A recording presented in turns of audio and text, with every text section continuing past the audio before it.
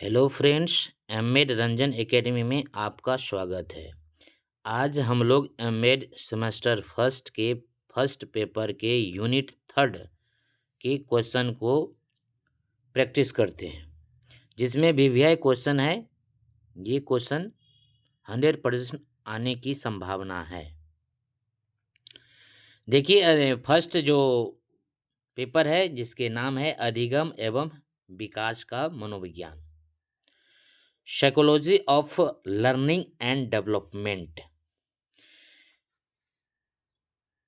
इस टॉपिक को हम लोग क्या करते हैं, आज डिटेल से चर्चा करते हैं।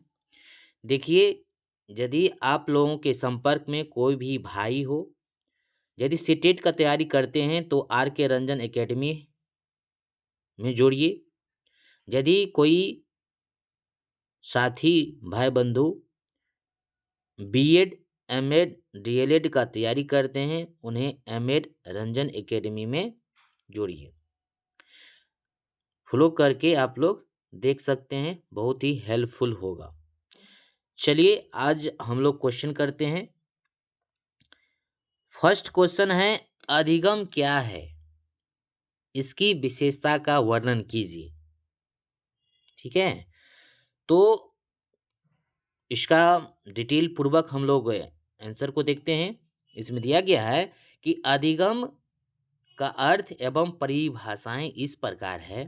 अधिगम या सीखना, अधिगम यानी अधिगम या उसी को हम लर्निंग या सीखना कह सकते हैं। वैसे तो एक समान बोलचाल में प्रयुक्त होने वाले क्या है, शब्द है। लगभग सभी व्यक्ति के सीखने शब्द अर्थ समझते हुए, परंतु मनोवैज्ञानिक दृष्टिकोण से इस प्रश्न पर विचार करना उपयुक्त होगा कि अधिगम शब्द से क्या अभिप्राय है। निसंदेह अधिगम से प्रायः अनुभव द्वारा व्यवहार में परिवर्तन लाने की प्रक्रिया से है। हम कह सकते हैं कि किसी भी व्यक्ति में यदि उनके व्यवहार में क्या होता है, चेंजिंग हो जाता है, तो हम कह सकते हैं कि उनमें क्या हुआ, ये अधिगम हुआ या वो कुछ सीखा, लर्निंग हुआ। परंतु अधिगम अर्थात सीखना शब्द का अर्थ मनोवैज्ञानिक द्वारा प्रस्तुत किए गए परिभाषाओं को अवलोकन से स्पष्ट हो सकेगा। चलिए इसके लिए हम लोग कुछ क्या कर सकते हैं, परिभाषाएं को देखते हैं। जैसे में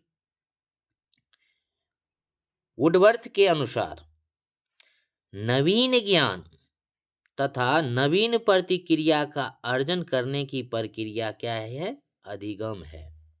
नवीन ज्ञान कहने का अर्थ, यदि कोई हम क्या करते हैं, नए वर्ड को सीखते हैं या नए जानकारी लेते हैं तथा नवीन प्रतिक्रियाएं देते हैं, का अर्जन करने की प्रक्रिया क्या है, अधिगम कहलाता है। कहने का अर्थ ये हुआ कि हम जैसे नए कुछ सीखते हैं, पहले से हमें नहीं आते रहता है, तो वह क्या कहलाता है, अधिगम कहलाता है। अब नेक्स्ट मनोवैज्ञानिक है किम्बल के अनुसार अधिगम एवं सीखना का परिभाषित किया गया है। पुनर्वलित अभ्यास के फलस्वरूप व्यवहारजन्य क्षमता में आने वाले अपेक्षाकृत अस्थायी प्रकृति का परिवर्तन अधिगम है। कहने का अर्थ ये है कि पहले किसी सब्जेक्ट के बारे में या किसी टॉपिक के बारे में, किसी वस्तु के बारे में हम जानते हैं, लेकिन उसमें अब नवीन प्रक्रियाएं के द्वारा कुछ चेंजिंग आया है, तो उसको हम फिर से जान लेते हैं, तो वही हमारा क्या है, अधिगम है। अब नेक्स्ट है गेट्स व अन्यों के संबंध में अनुभव। वह कहते हैं कि अनुभव तथा प्रशिक्षण के द्वारा व्यवहार का उन्नयन अधिगम है। कहने का अर्थ ये हुआ, गेट्स व अन्यों के शब्दों में इस प्रकार उसका परिभाषा है कि अनुभव तथा प्रशिक्षण के द्वारा। देखिए, कोई भी कार्य करते हैं तो उसमें अनुभव किया जाता है कि हमारे पास कुछ ज्ञान का अर्जन हुआ या नहीं, हम उसके बारे में कुछ सीखें कि नहीं, तथा प्रशिक्षण दिया जाता है। प्रशिक्षण करने का अर्थ ये हुआ कि कोई भी बालक, जिस समय मान लीजिए हम गए इंटर्नशिप देने, इंटर्नशिप पर जैसे जाते हैं तो उससे हम लोग क्या करते हैं, कुछ उस समय प्रशिक्षण होता है, कुछ नए नए टॉपिक सीखते हैं, तो वही क्या है, अधिगम है। किनके द्वारा, गेट्स व अन्यों के शब्दों में। चलिए अब नेक्स्ट मनोवैज्ञानिक है क्रोनबैक के द्वारा। अधिगम की अभिव्यक्ति अनुभव के परिणाम स्वरूप व्यवहार में परिवर्तन के रूप ही होती है। कहने का अर्थ देखिए, सभी वैज्ञानिक का, जितने भी मनोवैज्ञानिक है सभी का मिलता जुलता क्या है, उसका समानार्थ है। कैसे लिखा है कि अधिगम की अभिव्यक्ति अनुभव के परिणाम स्वरूप व्यवहार में परिवर्तन के ही रूप होता है। कहने का अर्थ ये हुआ कि अधिगम, मान लीजिए कुछ हम लोग सीखते हैं, उसको हम अभिव्यक्त कर पाते हैं कि नहीं। मान लीजिए हम जो कुछ सीखे हैं वो दूसरे को बता पाते हैं कि नहीं। उसी को यदि हम किसी को वह बता पाते हैं तो वही क्या कहलाता है, वही व्यवहार में, जैसे ही उनके व्यवहार में परिवर्तन हो जाएगा तो हम कहेंगे क्या है, वह अधिगम है। ये किनके द्वारा दिया गया है, तो बोलेंगे क्रोनबैक के द्वारा दिया गया है। चलिए अब नेक्स्ट परिभाषाएं को देखते हैं। गार्डनर मर्फी के अनुसार अधिगम के अंतर्गत वातावरणीय आवश्यकताओं की पूर्ति के लिए व्यवहार में आए समस्त परिमार्जन समाहित रहते हैं। ये किसके द्वारा दिया है, गार्डनर मर्फी के अनुसार। अब देखिए नेक्स्ट है हेनरी स्मिथ के शब्दों में, अनुभव के प्रतिफल के रूप में नए व्यवहार अर्जन अथवा पुराने व्यवहार में सुदृढ़ीकरण या निर्बलीकरण अधिक क्या है, अधिगम है। कहने का अर्थ ये हुआ, पहले से जो हम लोग सीखे हुए हैं और नए में उनमें यदि हम परिवर्तन कर देते हैं, नया कुछ सीखते हैं उनको ऐड कर देते हैं, तो वही क्या है, तो वह अधिगम है। ये हेनरी स्मिथ के शब्दों में है। चलिए ये स्किनर के अनुसार हम जानते हैं, अधिगम व्यवहार में उत्तरोत्तर अनुकूल की एक प्रक्रिया है। ठीक है, कहने का अर्थ यह है कि जैसा अभी देखिए कि मानव है, जिस प्रकृति में जैसा माहौल रहता है, जैसा मौसम रहता है, उस मौसम में क्या होता है, ढल जाता है। वही बात यदि अधिगम व्यवहार में उत्तरोत्तर अनुकूल की प्रक्रिया, यदि जिस तरह का क्वेश्चन किया जाता है आप यदि उसी टाइप का पहले से सीखे हुए हैं उसको रिप्लाई कर देते हैं तो वह क्या है, तो अधिगम है, कुछ सीखे हुए हैं पहले से।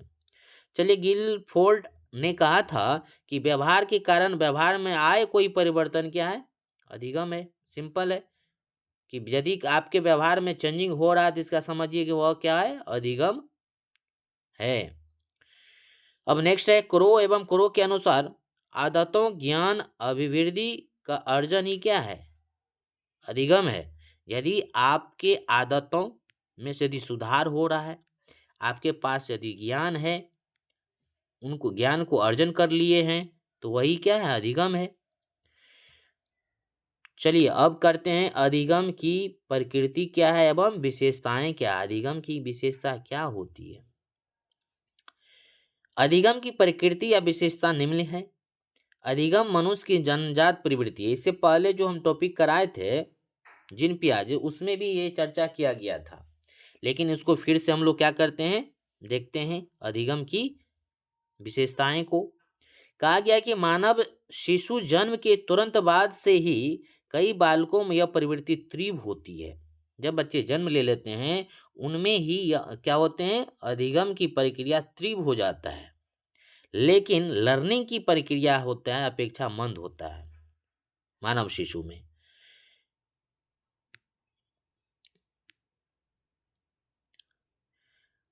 अपनी बौद्धिक क्षमता के कारण अन्य जीवों बौद्धिक क्षमता के कारण अन्य जीवों के अपेक्षा शीघ्र अच्छा उच्च स्तरीय अधिगम कर लेता है।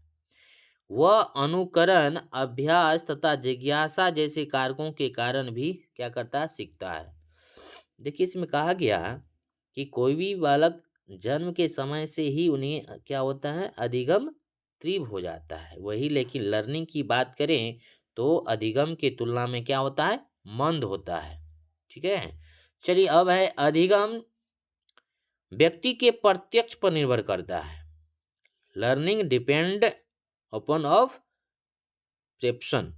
लिखा है कि गेस्टाल्टवादी ने मनोवैज्ञानिक अधिगम के प्रत्यक्ष पर आधारित मानते हैं तथा स्पष्ट करते हैं कि अधिगम स्थिति के संपूर्ण प्रत्यक्ष पर निर्भर करता है। उनका विचार है कि सीखना किसी प्राणी की संपूर्ण स्थिति के प्रति संपूर्ण प्रतिक्रिया होता है। कहने का अर्थ ये हुआ, जो गेस्टाल्ट महोदय है वह कहते हैं कि अधिगम क्या है, प्रत्यक्ष पर आधारित होता है। प्रत्यक्ष मतलब क्या है कि हम कोई भी वस्तु को सामने में देखते हैं तथा स्पष्ट होना चाहिए। कहने का उसके बारे में हम लोग क्या करते हैं, अच्छे तरीका से जानते हैं। अधिगम की स्थिति के संपूर्ण प्रत्यक्ष पर निर्भर करता है। उनका विचार है कि सीखना किसी प्राणी की संपूर्ण स्थिति के प्रति संपूर्ण प्रतिक्रिया है। ठीक है, चलिए अब नेक्स्ट, सीखना उद्देश्य पूर्ण होता है। Learning is purposeful. लिखा है किसी भी सुनियोजित अध्ययन के पीछे हमेशा एक उद्देश्य होता है। उस उद्देश्य के अभाव में कोई व्यक्ति दिलचस्पी नहीं लेगा और इस तरह अच्छा अध्ययन संपन्न नहीं होगा। एक ही परिस्थिति में दो छात्र के लिए दो भिन्न भिन्न उद्देश्य हो सकते हैं। उदाहरण के लिए दो व्यक्ति यदि अखबार पढ़ते हैं तो एक समय काटने के लिए तो दूसरा शब्द संग्रह करने के लिए, ये भी हो सकता है। कहने का अर्थ ये है कि सीखना उद्देश्यपूर्ण होता है, इस प्रकार होता है कि दो व्यक्ति यदि एक ही कार्य कर रहा है तो हो सकता है कोई रुचिपूर्वक वह कार्य करता हो और कोई क्या करता हो, दबावपूर्ण में वह कार्य करता हो। यहाँ पर ऐसा कहा गया है। अब है कि अभिप्रेरणा अधिगम को क्या करता है, गति देता है। अभिप्रेरणा व्यवहार की प्राण शक्ति है। मान लीजिए कोई व्यक्ति यदि हमारे ग्रामीण परिवेश में या शहरी परिवेश में क्या है, वह पढ़े लिखे हैं, अच्छे कार्य कर रहे हैं, तो उनसे हम क्या करते हैं, मोटिवेट हो जाते हैं। मोटिवेट होकर हम भी उनके जैसा या उनसे अच्छा करने का क्या करते हैं, प्रण लेते हैं। यह समान मानव जीवन की धुरी है। अभिप्रेरणा के कारण मनुष्य सही दिशा में प्रयास करता है, सही साधनों का चुनाव करता है, वांछित उद्देश्यों को प्राप्ति करता है। यह एक सर्वविदित तथ्य है। जितनी अधिक प्रबल अभिप्रेरणा होगी, अधिगम उतना ही शीघ्रता होगा तथा उसके परिणाम भी उतने ही अधिक क्या होगा, चिरस्थायी होंगे। कहने का अर्थ ये हुआ कि यदि हम मोटिवेट रहेंगे, उसमें भी आंतरिक रूप से, ये नहीं कि भाई किसी को कोई व्यक्ति आपको कहते हैं कि हम गिफ्ट करेंगे या ऐसा प्रलोभन देते हैं कि ये कार्य करो, तब हम मोटिवेट होकर वह कार्य कर रहे हैं तो वह उनसे सफलता नहीं मिलते हैं। यदि कोई बालक आंतरिक रूप से क्या हो, मोटिवेट है कि हमको ये नहीं ये कार्य करना है, तो क्या होगा, उसमें ज़्यादा अधिगम होगा। चलिए अब है नेक्स्ट, अधिगम एक निरंतर प्रक्रिया है। कहा गया है कि सीखना जीवन पर्यंत चलने वाली प्रक्रिया है। जीवन पर्यंत करने का, जन्म से हम लोग क्या करते हैं, मरण तक कुछ न कुछ सीखते रहते हैं। विद्यालयों महाविद्यालयों से प्राप्त औपचारिक शिक्षा अधिगम एक पक्ष मात्र है, लेकिन जैसे मनुष्य जीवन की सभी अवस्थाओं में सीखते हैं, इसका संबंध केवल विकास की किसी विशेष अवस्था अथवा जीवन की किन्हीं विशिष्ट परिस्थितियों अथवा घटनाओं से नहीं है। कहने का अर्थ ये है कि कोई भी बालक या कोई भी मानव अधिगम जो सीखते हैं, मतलब सीखना, वह जन्म से लेकर मरण तक कुछ न कुछ अपने व्यवहार में हमेशा परिवर्तन लाते रहते हैं, कुछ न कुछ सीखते रहते हैं। अब है 6 पॉइंट है, अधिगम एक सार्वभौमिक व कर्मिक प्रक्रिया है। अधिगम सभी स्थानों, समाजों और संस्कृति में सभी समयों तथा सभी प्राणियों द्वारा किया जाता है। अर्थात सीखना एक ऐसी प्रक्रिया है जिसे सभी समाजों, सभी प्राणी करते हैं। कहने का अर्थ ये है कि जितने भी प्राणी हैं, सभी अपने संस्कृति को समाज से क्या करते हैं, सीखते हैं, चेंजिंग करते हैं। जिस समाज में रहेंगे उस संस्कृति में क्या होते हैं, ढल जाते हैं। अधिगम कर्मिक है। इसका अर्थ ये हुआ कि अधिगम में श्रेष्ठता एवं निपुणता कर्मानुसार बढ़ती है। अवलोकन व निरीक्षण के बाद मानव शिशु अनुकरण प्रशिक्षण अभ्यास से सीखता है। धीरे धीरे वह सीखने में तर्क तर्क आ जाते हैं और उसके बाद बुद्धि का प्रयोग करने लगता है। इसके बाद तथ्यों की परख करके उन्हें तर्क की कसौटी पर परखता तथा स्वीकार करता है। इसमें उसका चिंतन भी सम्मिलित रहता है। यहाँ यह कहना तर्क संगत प्रतीत होता है कि ऐसा अधिगम अधिगम का क्या है, उच्चतम रूप है। कहने का अर्थ ये हुआ कि अधिगम जो होते हैं, बच्चे जैसे मान लीजिए जन्म लेते हैं शिशु काल में, वह अनुकरण करता है। उनके जैसे माता पिता रहेंगे, माता पिता के व्यवहार से क्या करते हैं, वह सीखते हैं देखकर। उसके बाद वे परीक्षण दिया जाता है, स्कूल में जाते हैं, फिर वह अभ्यास करता है। अभ्यास मतलब बार बार एक ही चीज को क्या करता है, प्रैक्टिस करता है। धीरे धीरे वो धीरे धीरे सीख जाता है। सीखने के बाद वह तर्क करने लगता है, सोचने लगता है कि हमें क्या करना चाहिए, क्या नहीं करना चाहिए, क्या गलत है। बुद्धि का फिर अपना प्रयोग कर देता है। इसी तथ्यों पर वह क्या करता है, आगे बढ़ जाता है। तो हम कहेंगे कि अधिगम क्या है, एक सार्वभौमिक व कर्मिक प्रक्रिया है। चलिए अब है 7 पॉइंट। अधिगम विकासशील तथा प्रगतिशील है। अधिगम क्या है, विकासशील तथा प्रगतिशील है। अधिगम गतिशील होता है क्योंकि यह एक विकासात्मक क्या है, प्रक्रिया है। अधिगम का संबंध वातावरण के पदार्थों, वस्तुओं, संपत्तियों तथा क्रियाओं के नए पक्षों को समझने, करने तथा अर्जन करने से होता है। अधिगम के परिणाम स्वरूप व्यवहार में परिवर्तन होता है और यह परिवर्तन नया, घनात्मक एवं प्रत्यक्षशील होता है, जो नए अधिगम के आधार बनाता है। 8 पॉइंट है कि अधिगम में स्थानांतरण संभव होता है। सीखे हुए किसी पदार्थ को या सीखे हुए किसी भी कार्य को उसके प्राप्त अनुभव तथा उसके करने के ढंग को एक दूसरे कार्य में उपयोग करने की सदैव संभावना होती है। यह दूसरी बात, किसी एक स्थिति में सीखी हुई कोई प्रक्रिया दूसरी स्थिति में किए जाने वाले कार्य को सरल बनाती है, रुकावट पैदा करता है। अभिप्राय यह है किसी एक स्थिति में प्रयोग की विधि, प्रविधि अथवा प्राप्त अनुभव इस्तेमाल दूसरी स्थिति में संभव है। देखिए यहाँ कहने का अर्थ ये है कि अधिगम, यदि हम कुछ पहले से सीखे हुए हैं तो उस सीखे हुए कार्य को हम नए कार्य में क्या करते हैं, उनसे रिलेटेड जोड़ सकते हैं और उस अनुभव से हम आगे को उस कार्य को क्या कर सकते हैं, बढ़ा सकते हैं। मान लीजिए सिंपल है, कोई बालक यदि क्या करता है, साइकिल चलाता है, तो साइकिल चलाने के अनुभव से ही वह क्या कर सकता है, जैसे बाइक चलाना, उनसे रिलेटेड कोडिंग कर देता है कि किस प्रकार उन्हें साइकिल से मोटरसाइकिल में ट्रांसफर किया गया। चलिए अब है कि अधिगम की प्रक्रिया में 3 तत्व सम्मिलित होते हैं। कौन कौन? सीखने की प्रत्येक क्रिया में मनुष्य की मानसिक प्रक्रिया को तीनों तत्व संज्ञानात्मक, भावात्मक और क्रिया सम्मिलित होते हैं। अधिगम कर्ता इस बात पर भली भांति परिचित होता है कि वह क्या सीखने जा रहा है। उसके द्वारा की जाने वाली क्रियाएं विषय में अनुभूत होती है या भली भांति पहले से क्या होता है, परिचित होता है। वह सीखने के द्वारा उसके द्वारा की जाने वाली क्रिया विषय में अनुभूति होती है। तत्पश्चात तो उसके अर्जन से जुड़ी क्रियाएं करता है।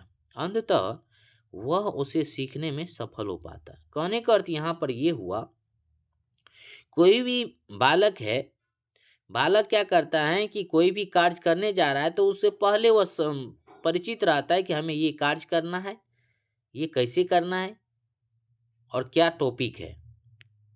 चलिए अब नेक्स्ट है अधिगम निष्पादन। अधिगम निष्पादन से संबंधित होता है। कैसे? लिखा है कि यह सच है कि अधिगम निष्पादन नहीं होता है। यह सच है कि अधिगम निष्पादन नहीं होता है और फिर भी संपूर्ण निष्पादन केवल अधिगम पर ही आधारित होता है। फिर भी अधिगम तथा निष्पादन आपस में घनिष्ठ रूप में संबंधित दो संप्रदाय तथा निष्पादन की सहायता से ही अधिगम निष्कर्ष निकालते हैं। अब है कि अधिगम एक प्रक्रिया है। क्या है? अधिगम एक प्रक्रिया है, उत्पादन नहीं। अपने मौलिक रूप से सीखना एक प्रक्रिया है। कहने का अर्थ ये हुआ, जो हम व्यवहार से सीखते हैं, जो अपने परिवेश से सीखते हैं, समाज से सीखते हैं, वह क्या है? एक प्रक्रिया है। हालांकि इसका परिणाम किसी उत्पादन से जुड़ा हुआ होता है। यह किसी ऐसी प्रक्रिया जिसे प्राणी अपना किसी आवश्यक की पूर्ति करता है, किसी कार्य को प्रभावपूर्ण ढंग से करना चाहता है अथवा अच्छा समायोजन प्राप्त कर लेता है। ऐसा करने के लिए वांछित साधनों का चुनाव करता है, अपेक्षित विधियों तथा प्रविधियों का प्रयोग भी करता है।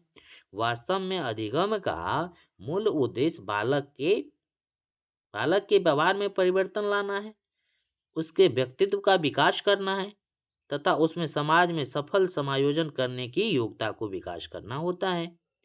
इसलिए ये उचित है कि उसे इस तथ्य और सार्वभौमिक प्रक्रिया के रूप में क्या करना चाहिए? स्वीकार किया जाएगा। अब 12 पॉइंट है कि अधिगम जो होते हैं वह वंशानुक्रम एवं पर्यावरण दोनों पर निर्भर करता है। सही बात है। वह जिस पर्यावरण में रहेंगे, जिस इन्वायरमेंट में रहेंगे, वैसा ही व्यवहार उन्हीं से सीख लेता है। और कुछ न कुछ वंशानुक्रम होता है, जैसे में कुछ माता पिता के भी गुण होते हैं। मतलब जो पहले की जो पीढ़ी है, माता पिता है, उनसे बच्चे में क्या होता है? गुण मिलते जुलते हैं। लिखा है, किसी भी प्राणी द्वारा सीखना उसकी जन्मजात शक्ति तथा वातावरण दोनों पर क्या करता है? निर्भर करता है। शिशु जन्म से ही सीखने की योग्यता लेकर पैदा होता है। ठीक है। सीखने की विषय सामग्री, साधन व अवसर आदि वातावरण से प्राप्त होते हैं। ये दोनों कारक व्यक्तियों में सीखने संबंधित भिन्नताओं के उत्तरदायी होते हैं। मनुष्य में सीखने की योग्यता का विकास आयु बढ़ने के साथ साथ विकास की विभिन्न अवस्थाओं होता है। इसके कारण ही छोटे छोटे बालकों तथा वयस्कों लोगों के सीखने की प्रक्रिया का अंतर होता है। जैसे जैसे बालक की शारीरिक तथा मानसिक शक्ति परिपक्व होता है, उसमें सीखने की क्षमता क्या होता है? विकसित होता है। हम कह सकते हैं कि परिपक्वता, मैच्योरिटी, अधिगम की प्राथमिक और परम आवश्यक क्या होता है? दशा होता है। देखिए, यहाँ पर कहा गया है कि कोई भी बालक है, कि बालक का एज जैसे जैसे बढ़ेगा वैसे वैसे उसमें परिपक्वता आता है, वो उसमें ज्यादा सीखने की ललक हो जाता है और ज्यादा वह सीख पाता है। अब देखिए, मस्ट क्वेश्चन है, क्वेश्चन 2। फर्स्ट क्वेश्चन कंप्लीट हो गया। दूसरे देखिए, अधिगम से क्या समझते थे, उसी में अधिगम के प्रकार का वर्णन आ गया है, उनको अच्छा से समझिए। अधिगम के प्रकार में फर्स्ट है कि अधिगम कौशल, स्किल लर्निंग। अधिगम या सीखना एक क्या है? कौशल है। क्या? एक स्किल है, कौशल है।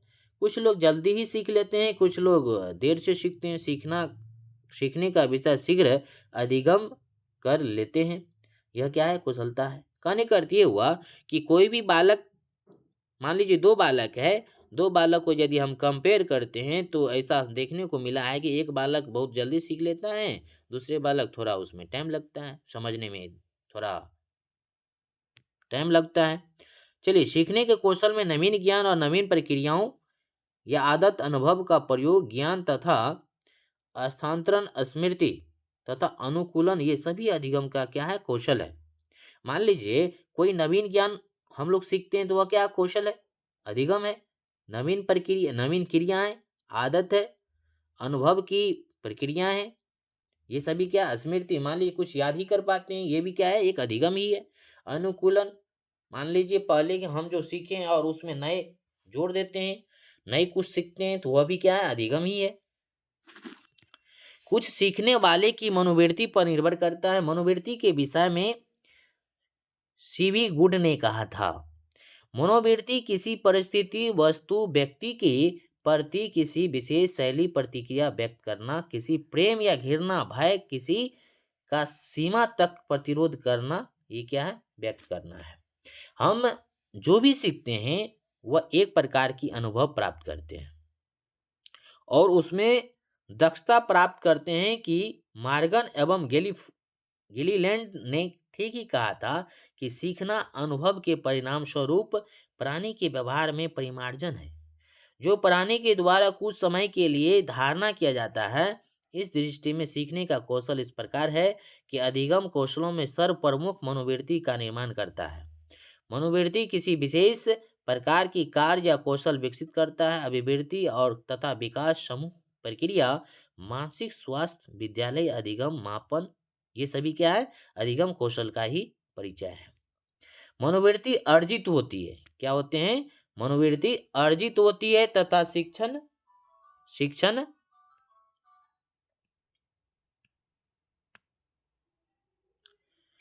मनोवृत्ति अधिगम तथा शिक्षण की विचार परिस्थिति की हमारी धारणाएं होती है। सीखे हुए दुखद तथा सुखद में हम ये कह सकते मनोवृत्ति अर्जित होती है। शिक्षण व्यक्ति के विचार तथा परिस्थिति के प्रति हमारी धारणाएं सीखे हुए दुखद अथवा सुखद अनुभव से बनते हैं। सीखने का स्थानांतरण विस्थापन अनुकूलन संतुष्ट या असंतुष्ट होना अधिगम है। अधिगम द्वारा ही मनोवृत्ति की निर्मित करता है। व्यक्ति कहने का अर्थ यहाँ पर यह हुआ कि कोई भी कार्य यदि हम करते हैं तो या तो उस कार्य करने से हम लोग कभी सुखी हो जाते हैं कभी दुखी हो जाते हैं। वही जो अनुभव है वही क्या कहलाता है जो हम जिस कार्य करने से सुख होता है या हमारे लिए फायदा है या हम उनसे पॉजिटिव में लेते हैं तो उस कार्य को दोबारा करते हैं। लेकिन जिस कार्य से हम असंतुष्ट हो जाते हैं या कार्य से संतुष्ट एवं असंतुष्ट दोनों होते हैं फिर भी उनसे कुछ न कुछ हम लोग क्या करते हैं सीखते हैं। ये क्या है ये सभी अधिगम है। अब देखिए व्यक्ति तथा सामाजिक अभी जो अभिप्रेरणाएं हैं मनोवृत्ति का विकसित करती है। व्यक्ति तथा सामाजिक प्रेरणा भी क्या है मनोवृत्ति की विकसित करता है। व्यक्ति में भाषा ज्ञान अथवा मौखिक लिखित अभिव्यक्ति का महत्व अधिक होता है। इन कौशलों में बोलना उच्चारण व्याकरण की शुद्धता लेखन वर्तनी रचना आदि है। मनोवृत्ति इन कौशल को सीखने में क्या करती है महत्वपूर्ण भूमिका निभाते हैं। अब देखिए क्या है अधिगम शाब्दिक अधिगम क्या है शाब्दिक अधिगम वर्बल लर्निंग सरल श्रृंखलाबद्ध अधिगम के बाद ज्ञान को शाब्दिक रूप से प्रदान कर किसी भी विषय वस्तु से संबंध स्थापित करने का कार्य शाब्दिक अधिगम के अंतर्गत आता है। जिससे सीखी हुई वस्तु को स्थायित्व मिले। श्रृंखला अधिगम भी कौशल अधिगम द्वारा सीख लेता है। लेकिन जब तक ज्ञान को शाब्दिक अधिगम से संबंधित न करवाया जाए तब तक बालक का अधिगम अपूर्ण रहता है। जैसे में कविता पाठ अक्षरों एवं शब्दों को क्रमानुसार सीखना श्रृंखला के अधिगम होने के कारण इसके अंतर्गत शाब्दिक तथा शारीरिक अनुक्रियाओं का निश्चित रूप क्रम सम्मिलित किया जाता है। अब है कि नियम अधिगम क्या है rule of principle of learning. इस स्तर पर अधिगम करता किसी नियम को सीखता है और उनको नई परिस्थिति में लाने का क्या करता है प्रयोग कर सकता है। इस नियम या सिद्धांत अधिगम में दो या दो से अधिक प्रतियों की श्रृंखला सम्मिलित होती है। इस प्रकार एक संप्रदाय में अनेक तथ्यों एवं विशेषताओं को क्या किया जाता है शामिल किया जाता है। श्रृंखला होती है उसकी एक प्रकार नियम हो या सिद्धांत में कई संप्रतियों की श्रृंखला होती है। उदाहरण के लिए बर्फ का पानी बर्फ का गर्मी पाकर पिघलना।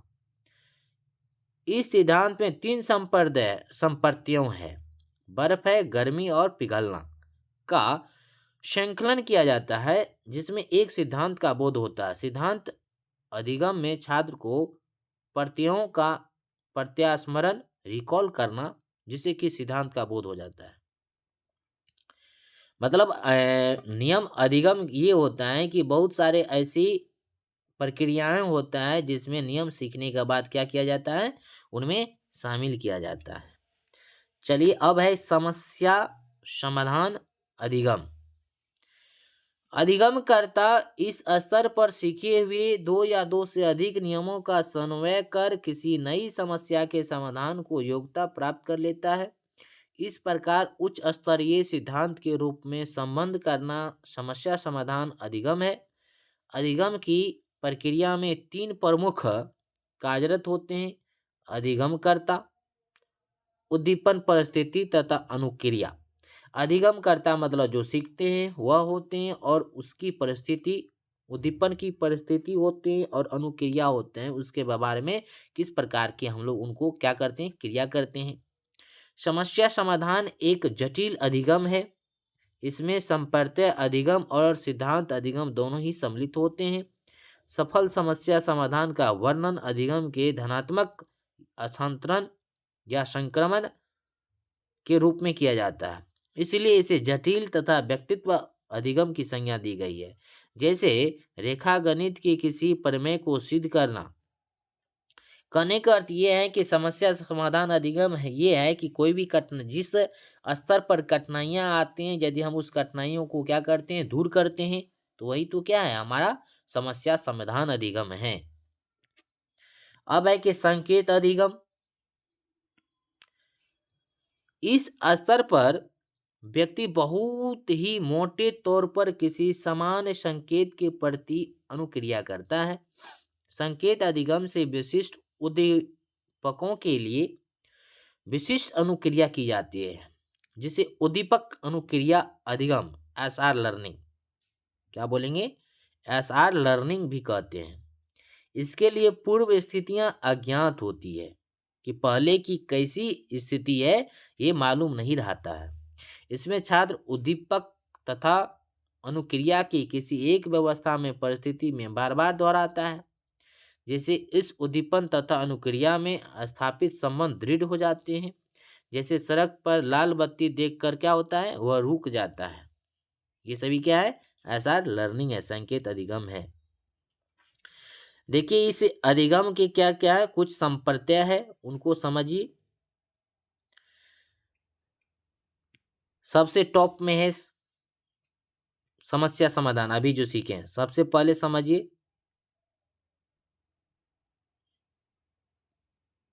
समस्या समाधान है टॉप में, सिद्धांत का अधिगम है, संप्रत्यय अधिगम है, विभेदात्मक अधिगम है, शाब्दिक सहचर्य है, फिर श्रृंखला अधिगम है, फिर क्या है, उद्दीपक अनुक्रिया अधिगम है, और सबसे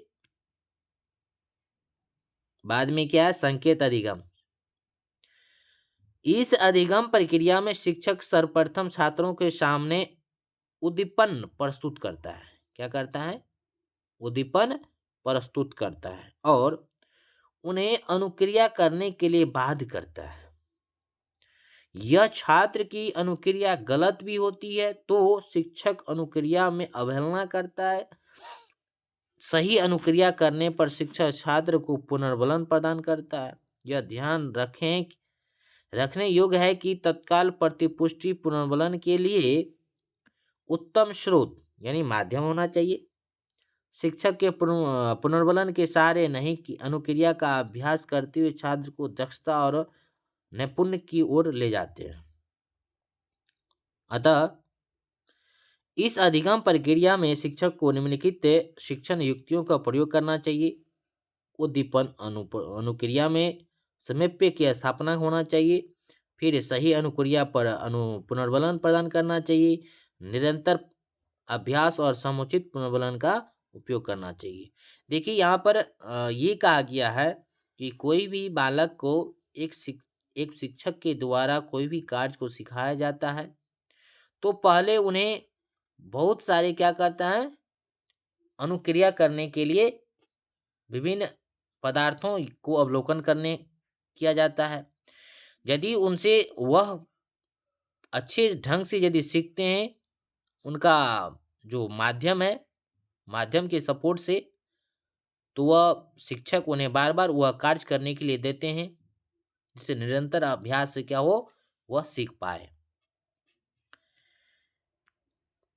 अब है कि उद्दीपक अनुक्रिया अधिगम। उद्दीपक अनुक्रिया अधिगम गेने के अनुसार, देखिए ये पॉइंट याद रखिएगा कि गेने महोदय ने अधिगम दूसरे प्रकार का सीखना है। क्या कहा था? गेने के अनुसार अधिगम क्या है? दूसरे प्रकार का सीखना ही है। इसका संबंध बीएफ स्किनर द्वारा प्रदत्त उद्दीपक अनुक्रिया अनुबंध से है, जिसमें अनुक्रिया सतत संभावित होती है। उस समय सक्रियता की शक्ति बढ़ जाती है जब उसे पुनर्बलन मिलता है। दूसरे शब्दों में हम कह सकते हैं कि किसी उद्दीपक की उपस्थिति में जब किसी अनुक्रिया को होना संभव हो जाए, वहां हम उद्दीपक अनुक्रिया अधिगम की उपस्थिति कहेंगे। स्किनर के सक्रिय अनुबंध के सिद्धांत में अनुक्रिया की पुष्टि पुनर्बलन का क्या करते हैं? काम करती है। इसमें पॉलो के अनुसार उद्दीपक तथा अनुक्रिया में पूर्व निर्धारण संबंध नहीं होता रहता है, बल्कि अनुक्रिया का संबंध परिवेश एवं जीव की सक्रिया से होता है। इसमें प्राणी सभी अनुक्रिया को क्या करते हैं? नवीन सीखता है तथा कुछ साथ में ही उसे क्या करते हैं? अग्रिम क्रिया के लिए पुनर्बलन मिलता है। अब है कि श्रृंखला अधिगम क्या है, चेन लर्निंग क्या है। व्यक्ति जब प्रथम स्तर से अधिगम एवं द्वितीय स्तर के अधिगम अर्थात संकेत अधिगम, उद्दीपक अनुक्रिया अधिगम से परिचित हो जाता है, तभी श्रृंखला अधिगम की प्रक्रिया प्रारंभ कर सकता है। स्किनर महोदय ने इस प्रकार अधिगम की व्याख्या की है कि जिसमें उद्दीपक अनुक्रिया को लगातार एक क्रम में उपस्थित किया जाए, जिसे श्रृंखला अधिगम की स्थिति क्या कहते हैं? उत्पन्न करते हैं। श्रृंखला अधिगम में बालक दो या दो से अधिक उत्तेजक अनुक्रिया के संबंध में सीखता है तथा वह क्रमबद्ध तरीके से क्या करते हैं? विचार या अपनी ज्ञान को पिरोना सीख लेता है। अनुक्रिया को व्यक्ति के सीखने के क्रम एक साथ जोड़ना या संबंधित करना श्रृंखला अधिगम होता है। गेने के दो प्रकार के श्रृंखला अधिगम की व्याख्या की है। एक होता है शाब्दिक श्रृंखला अधिगम, दूसरा क्या होता है? अशाब्दिक श्रृंखला, verbal chain learning and non verbal chain learning. शिक्षा के क्षेत्र में बहुत से शिक्षण प्रतिमानों में शाब्दिक श्रृंखला शब्द की ही परिस्थिति उत्पन्न की जाती है। अब 8 पॉइंट है विभेदात्मक अधिगम, डिस्क्रिमिनेशन लर्निंग। अधिगमकर्ता के एक ही प्रकार के अथवा समान दो पक्षों से अधिक उद्दीपनों को सही सही पहचान कर उसमें विभेद कर सकता है। शिक्षण के विभेदात्मक शिक्षक यानी अधिगम के संकेत तथा श्रृंखला के शाब्दिक कौशल अधिगम की परिस्थिति में सम्मिलित होते हैं। इस अधिगम में एक तथ्य को दूसरे से अंतर पूर्व में सीखना ज्ञान पर बल दिया जाता है। इसके अंतर्गत उद्दीपक तथा अनुक्रिया का संबंध भ्रांतिपूर्ण होता है। उदाहरण के लिए घनत्व व भार में अंतर समझना, ये समझना। हिंदी के ब और व में, भ और म में, घ और ध में भेद समझ लेना। इसके लिए आवश्यक है कि शिक्षक के प्रत्येक उद्दीपक तथा अनुक्रिया का स्पष्ट करे।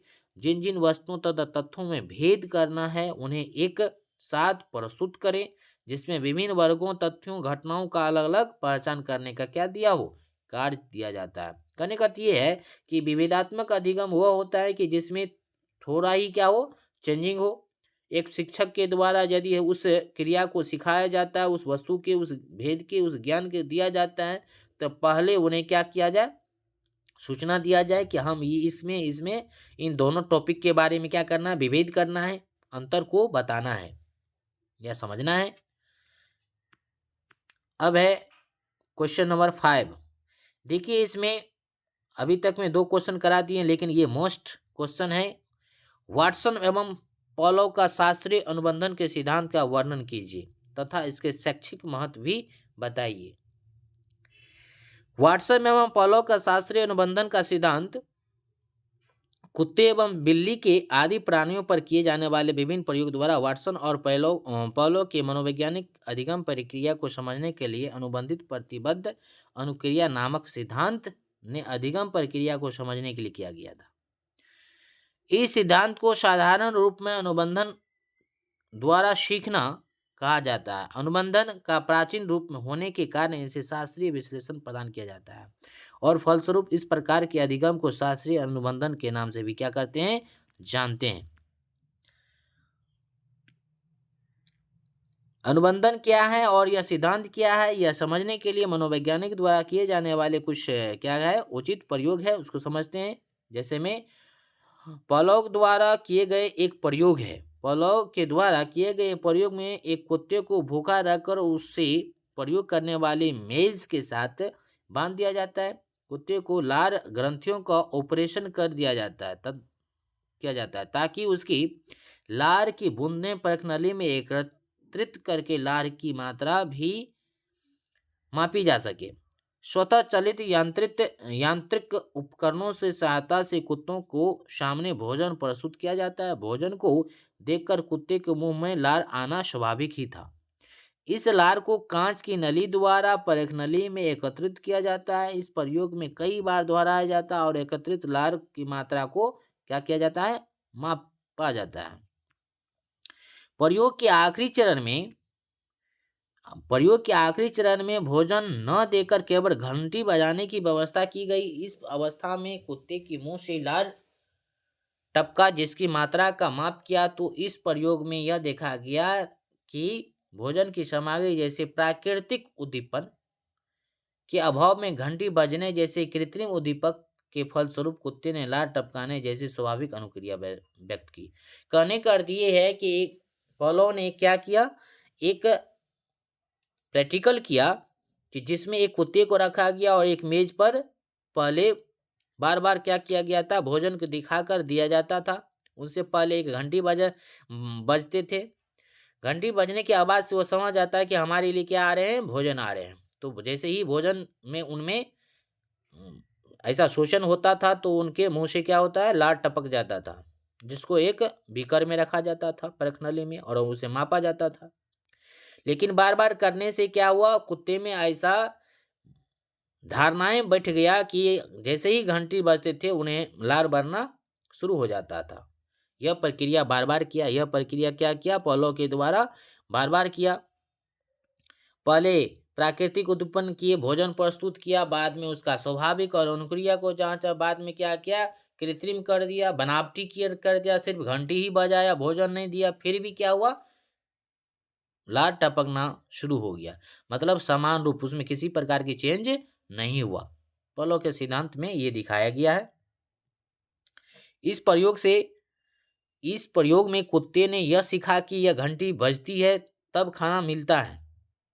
सीखने के इसी प्रभाव के कारण घंटी बजने के उनके मुंह से लार निकालना प्रारंभ हो जाता है। पॉलो ने यह इस प्रकार के सीखने का अनुबंधन द्वारा सीखना लर्निंग बाय द कोऑर्डिनेटिंग कहा गया। इस प्रकार के सीखने में किसी प्राकृतिक उद्दीपन जैसे कि भोजन है, पानी है, लैंगिक संसर्ग है आदि के साथ एक कृत्रिम उद्दीपन है। जैसे घंटी की ध्वनि कोई रंगीन प्रकाश आदि प्रस्तुत किया जाए, कुछ समय बाद प्राकृतिक उद्दीपन को हटा लिया जाता है, तो यह देखा जाता है कि कृत्रिम मतलब बनावटी यदि हम नहीं भी देंगे तो भी वह अनुक्रिया होता है जो प्राकृतिक उद्दीपन से होती है। इस प्रकार की अनुक्रिया को कृत्रिम उद्दीपन के अनुबंधित हो जाता है। अब है कि वाटसन द्वारा दिया गया प्रयोग क्या है, इसको समझिए। वाटसन द्वारा किया गया प्रयोग, पहले जो हम पढ़े हैं ये पॉलो, बोलेंगे पॉलो किस पर किया गया है, तो बोलेंगे एक कुत्ते पर किया गया है। लेकिन वाटसन नामक मनोवैज्ञानिक ने स्वयं अपने 11 माह के पुत्र अल्बर्ट के साथ, उसका पुत्र का क्या नाम था, अल्बर्ट के साथ एक प्रयोग किया। उसे खेलने के लिए खरगोश दिया गया था। बच्चे ने उसे बहुत क्या किया, पसंद किया। विशेषकर उसे नरम नरम बालों हाथ फेरना उसे बहुत अच्छा लगा। इसी प्रयोग के दौरान वह कुछ समय पश्चात बच्चे ने जैसे ही खरगोश को छुआ एक तरह की डरावनी ध्वनि पैदा की जा गई। इस प्रक्रिया को जब जब खरगोश को छूता था बार बार दोहराया गया। परिणाम यह हुआ कि डरावनी आवाज को न किए जाने पर भी बच्चे खरगोश को देखने से ही क्या हो डरने लगा। इस तरह की भय अनुक्रिया खरगोश कृत्रिम उद्दीपन के साथ अनुबंधित हो गई। अनुबंधन के फलस्वरूप अपने खरगोश से डरना सीख लिया। प्रयोग में आगे बढ़ाने पर देखा कि बच्चे खरगोश से ही नहीं बल्कि सभी जानवरों से, सभी चीजें से, जैसे में रुई के गोले, सुअर के कोट आदि से डरने लगा। खरगोश के बाल जैसी नरम और कोमलता से भी।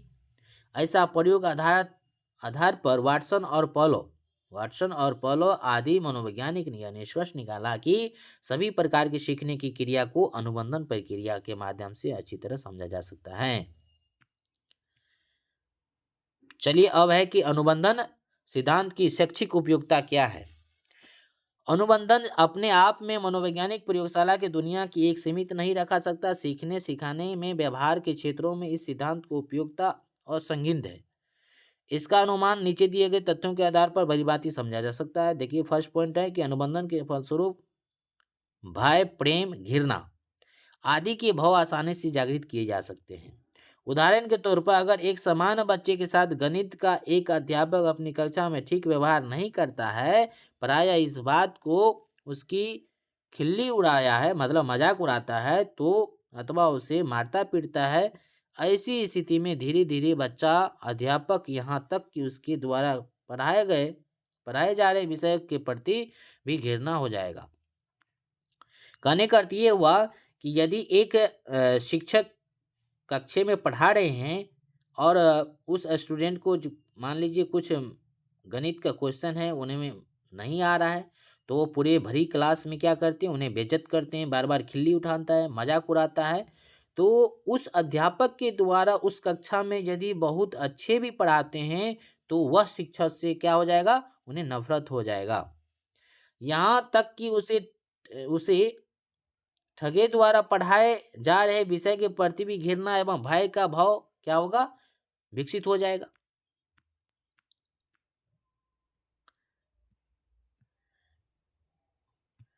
चलिए इसी के साथ ये क्लास समाप्त हुआ। तो अब हम नेक्स्ट यूनिट का क्वेश्चन लेकर आएंगे। धन्यवाद।